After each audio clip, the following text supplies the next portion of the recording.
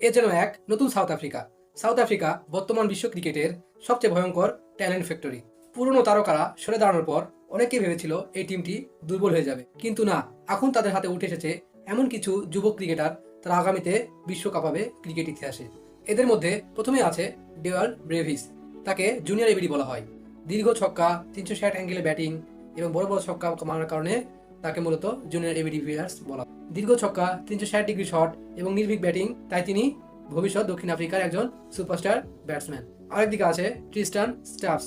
টি-20তে আধিপত্য দেখানোর মতো সমস্ত শটই তার ঝুলিতে আছে। পরবর্তী একজন ডেঞ্জারাস এবং মারাত্মক অলরাউন্ডার হলেন মার্কো ইয়ানসেন। তিনি মূলত 6 ফুট 8 ইঞ্চি, বোলিংও যেমন করেন ব্যাটিংও তেমনই করেন। তিনি এতটাই শক্তিশালী প্লেয়ার যে তিনি যখন তখন ম্যাচের মোড় ঘুরিয়ে দিতে পারেন। বোলিং এর মধ্যে আছেন জেরাল কোয়েটজি। 150 কিলোমিটার ঘন্টায় তার দুর্দান্ত ইয়র্কার বোলিং। ইতিমধ্যেই বড় বড় দলগুলো তার গতির কারণে হিমশিম খাচ্ছে। তাছাড়া আরেকজন নতুন বোলার হলেন Nandre burger. Right from the top, এই বাঁহাতি বোলার বাউন্স এবং সুইং করায় পটু, তাই ব্যাটারদের কাছে তার বোলিং অনেকটা দুঃস্বপ্নের মতোই।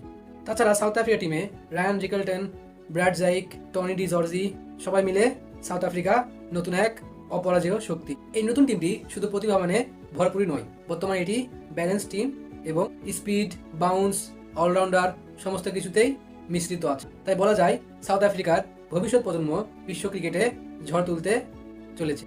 এই টিম সামনে আরো বড় কোনো সারপ্রাইজ দিতে পারে। ভিডিওটি ভালো লাগলে লাইক এবং শেয়ার করে দিবেন এবং খেলাধুলা সম্পর্কিত যে কোনো ভিডিও, আপডেট, খবর এবং বিশ্লেষণ পেতে চ্যানেলটি সাবস্ক্রাইব করে পাশে থাকবেন। ধন্যবাদ সকলকে।